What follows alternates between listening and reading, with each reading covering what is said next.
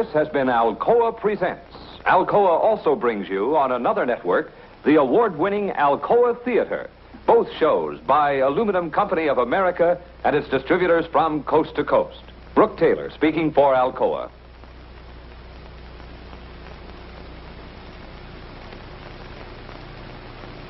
Square. Tall trees. She is not well. She has an ache here.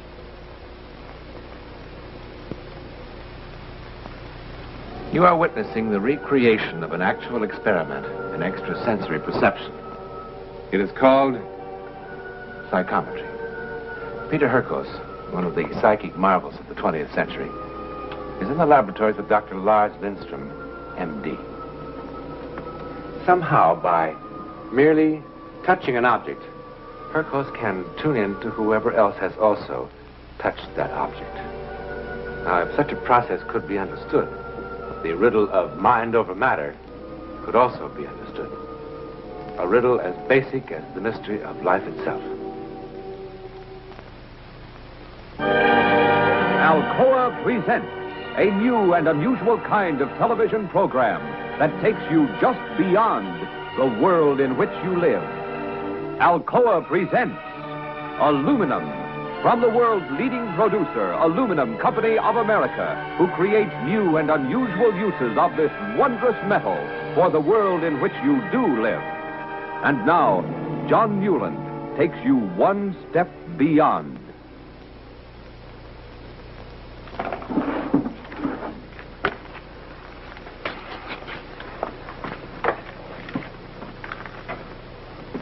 You're right about the psychiatrist.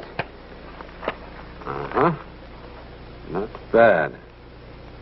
She went to the doctor May 7th, not early April. She thought of it a month earlier, and she should have gone. She would have saved herself an awful lot of suffering. And you'd be 100% right, huh? Your average for the series of tests so far is pretty respectable, Peter. 8 correct statements out of 10. Statistically, the odds against that are at least 1,000,000 to 1. Of course, I told you. Dr. Van der Helst in Holland said that I cannot do what I do with tricks. And now you see for yourself. Mind if we wait a bit before handing out testimonials? And so began phase 2. In the next series of tests, Dr. Lindstrom set out to remove whatever physical senses might account for Hurkos' power. He now began the psychometrization of objects seen, but not touched. I see monuments telling of history. And so, What are you trying to do to me? what we agreed to do. See how good you are when you can't touch.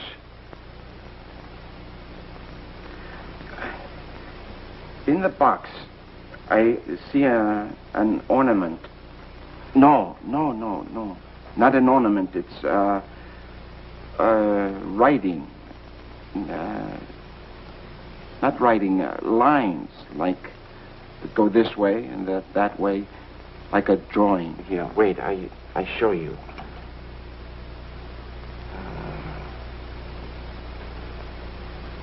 Like so.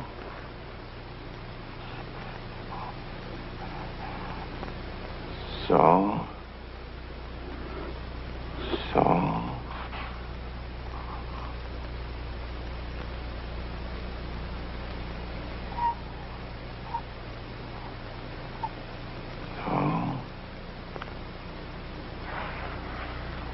What is that? Looks like Egyptian hieroglyphs. No, what do I know of that? Let's see. I'm remarkable. I mean, without even knowing and without even touching.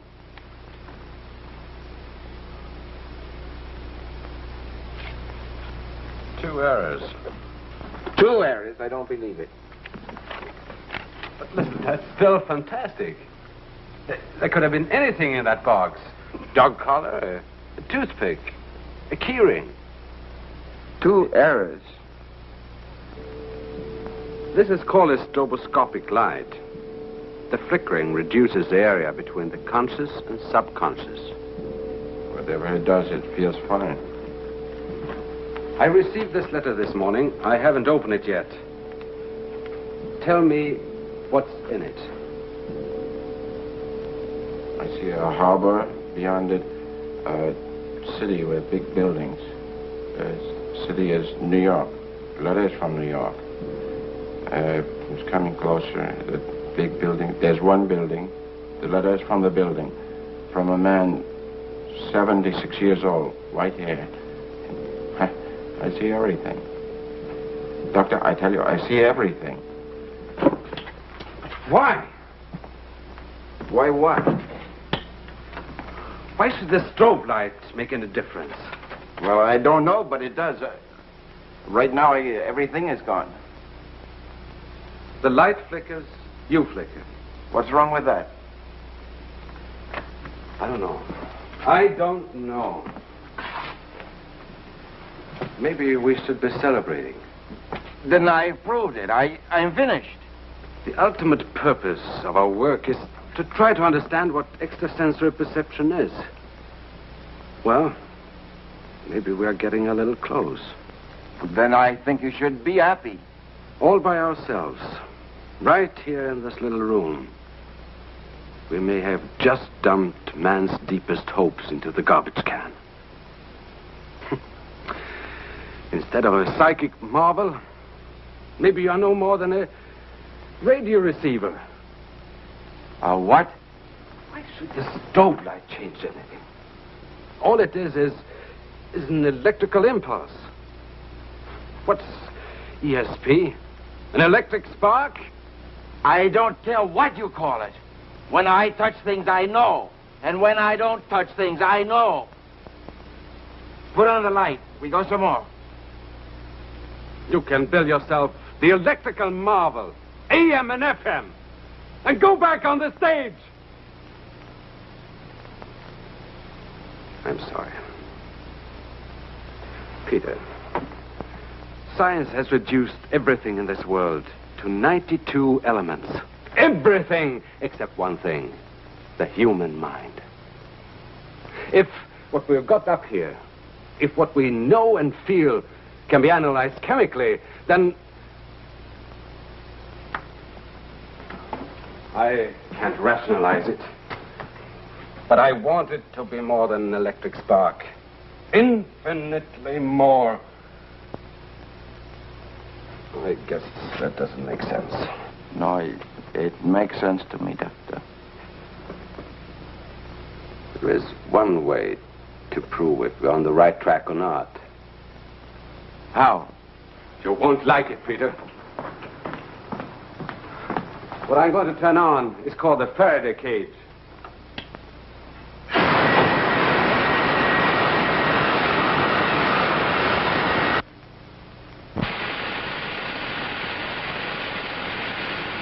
Why does it glow like that? That's 250,000 volts of electricity. 250,000 volts? Oh, you'll be quite comfortable and safe inside.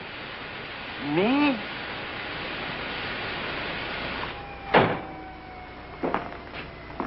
But you're joking. No. Oh, no, Doctor. Oh, no. It won't hurt you, Peter. I never heard of 250,000 volts helping anyone. The current is only on the outside. Come on, I'll show you. Come on.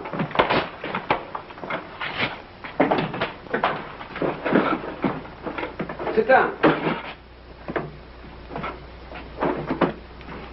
Now, what is this supposed to prove? If extrasensory perception is merely an electrical wave, then you should score a 0 on the matching test. Because when the power goes on, no electrical impulse can penetrate these walls. With 250,000 volts, Will you stop worrying about it? You just sit there. Open your collar. Relax. This is the way you work the intercom. I brought you a set of objects. Here. I have a similar set outside. And when I point at one object, you tell me which one it is. Okay? Good luck. One moment. How do I get out of here? I'll open it for you. Well, why can't I open it myself to get out? You might get panicky and try to leave before the power is down to zero. And at that moment, you touch the outside metal. Goodbye, Peter Hurkos. Bye, Peter. I'm turning on the power now.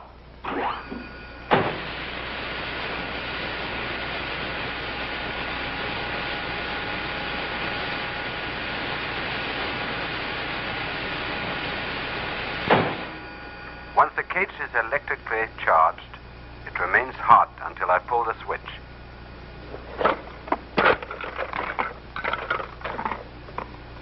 Want to start? I guess so. You relaxed? How can I be relaxed in here? What am I pointing at now?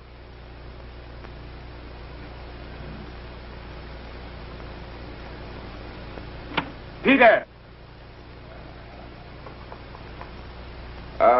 Butterfly. And now? Enough. The what? The Nook. Oh, I'm sorry. I still think in Dutch. Nope is button. And now? Extrasensory perception was not merely an electrical impulse. As a matter of record, shielding Peter Hurkos from electrical impulses increased his power enormously. Bullets.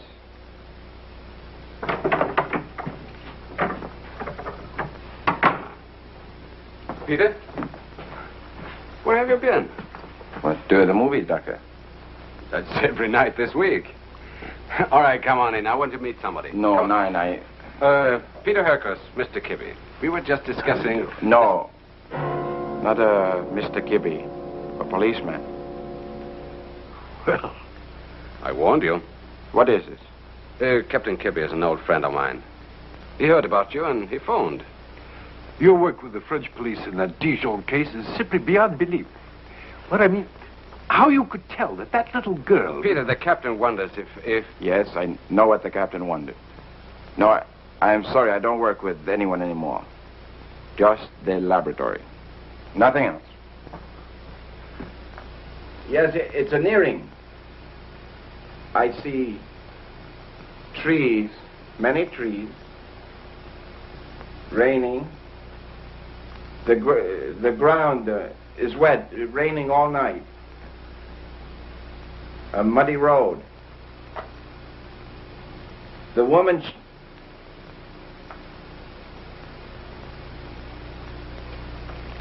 The woman is dead. The policeman gave it to you. Peter! You tricked me!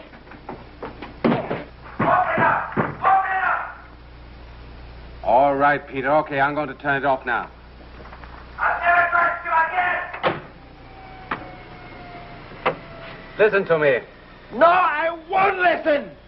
For the 20 seconds it takes for the power to drop to zero, you're going to have to.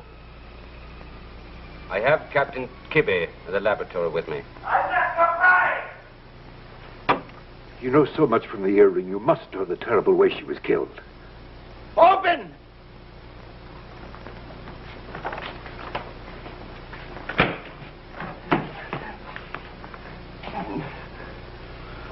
If anybody had ever told me that I would be begging someone like you to help me solve a murder case, but I am begging. Mr. Hurkos, if you could have seen the condition of her body.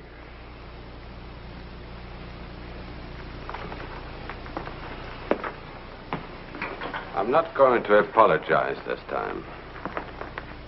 I doubt that God gave such a gift merely to entertain in theaters.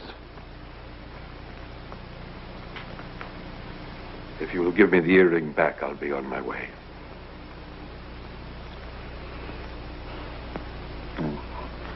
I'll help you if I can.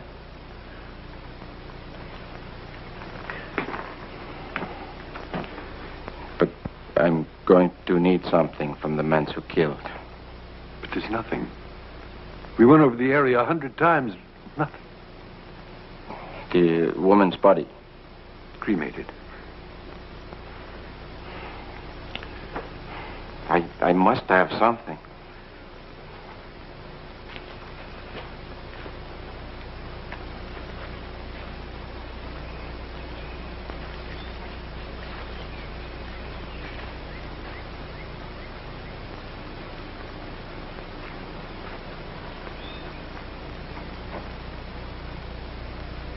It was here.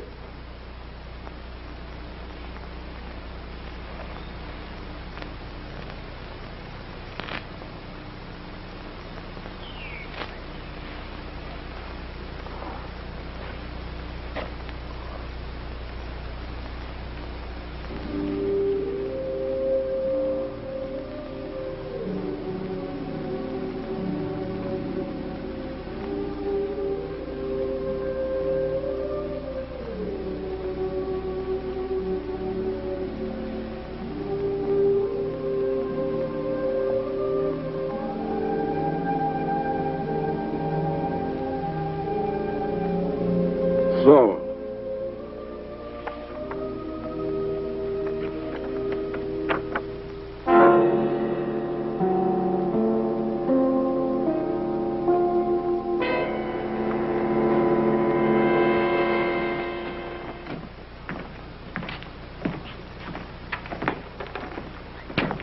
yeah, this is a car.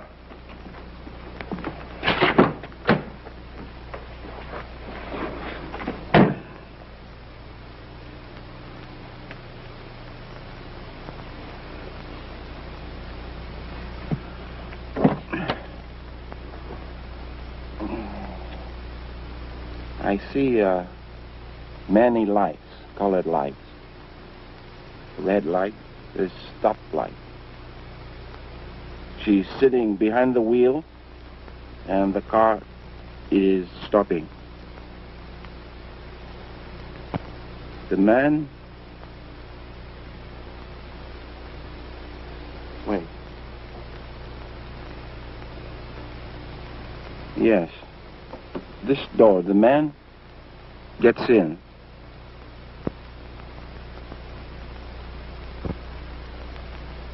I feel very strongly. He has a gun. Connor's woman was strangled, Mr. Hurkos. Yeah, I say this.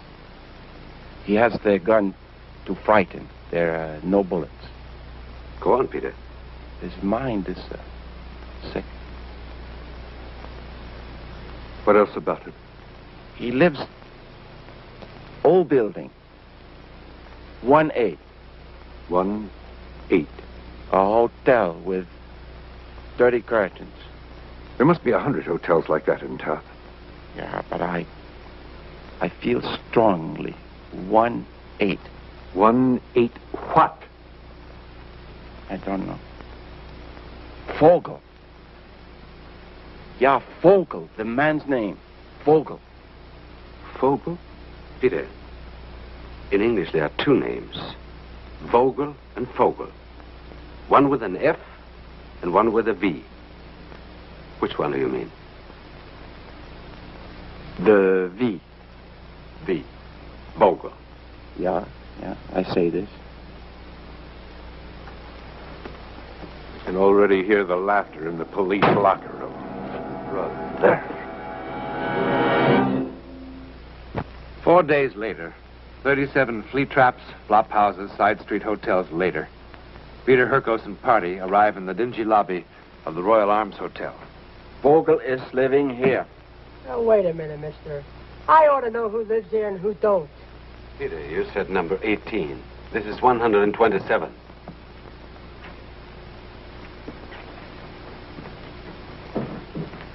Where's he going? Hey, is he crazy?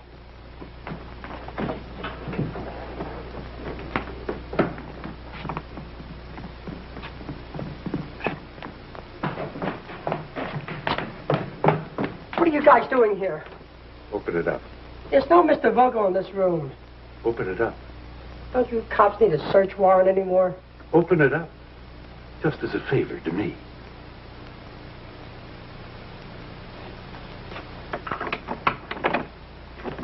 Tell me what's happening at least.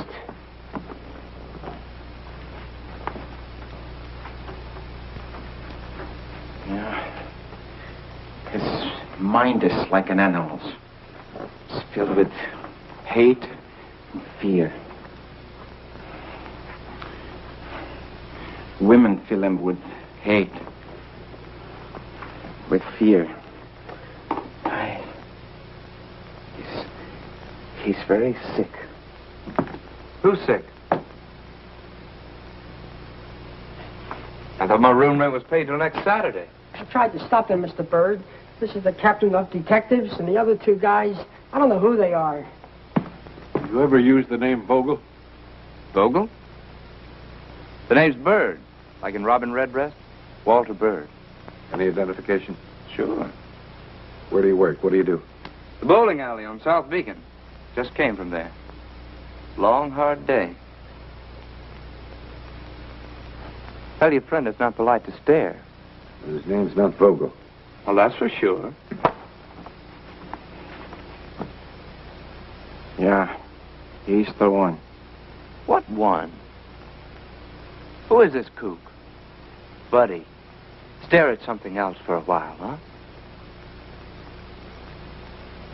Would it be too nosy to ask you gentlemen what this is all about? Peter described how he looked like. There are a million guys that look like that. Oh, thanks, loads.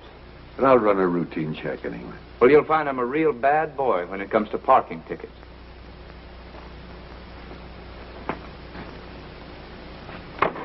What's he up to now?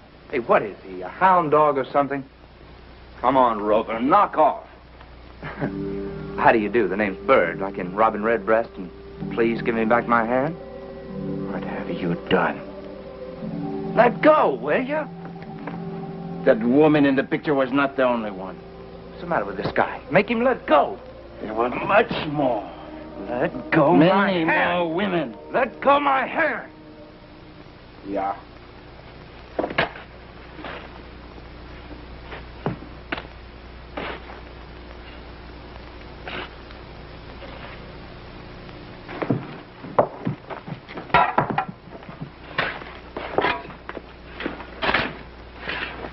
Peter, Yeah? sometimes in the laboratory, you'd think in Dutch. Do you remember? Yeah. What's bird in Dutch? Bird is Vogel.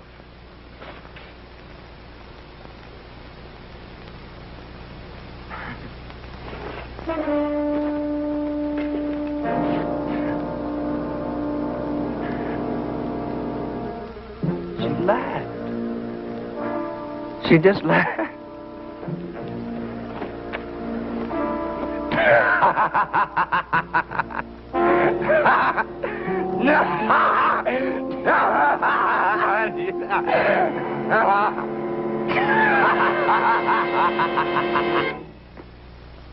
And this is the real Peter Hurkos.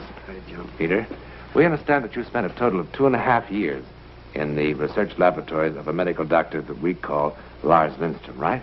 That's correct. And the research still go on here and in Europe. That's marvelous. Actually, an important paper was recently read on this very same subject, on this research, before a group of scientists at the Massachusetts Institute of Technology, and will soon be published, right? So long as I live, I offer myself for any test, any studies, under any conditions that scientists may impose. Good. With the rare gift of a few men like Peter Hurkos, mankind, ever so slowly, moves toward an understanding of what we human beings are, what we really are in the universal scheme.